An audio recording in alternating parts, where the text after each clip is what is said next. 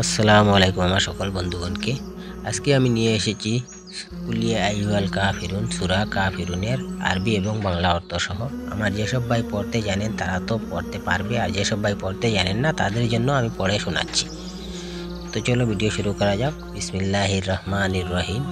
কুল ইয়া আইয়ুহাল কাফিরুন লা আ'বুদু মা তা'বুদুন ওয়ালা আনতুম আবিদুম মা আ'বুদ ওয়ালা আন আবিদুম মা আবাদতুম ওয়ালা আনতুম আবিদুনা মা আ'বুদ লাকুম দীনুকুম ওয়ালিয়া দীন। তো চলো সূরা কাফিরুনের বাংলা অর্থ জেনে নেই। এর বাংলা অর্থ হচ্ছে, হে মুহাম্মদ আপনি বলুন, হে কাফিরগণ, আমি তাহার ইবাদতকারী না, তোমরা যাহার উপাসনা করো। আমি যাহারও ইবাদত করি, তোমরা তাহারও ইবাদতকারী ন।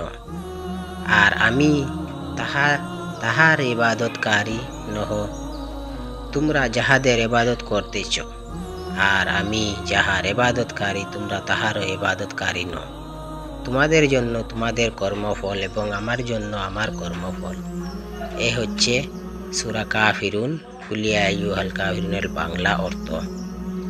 তো নিশ্চয়ই আপনারা বুঝতে পারছেন। আসসালামু আলাইকুম। আর ভিডিওটা সাবস্ক্রাইব করবেন। ধন্যবাদ।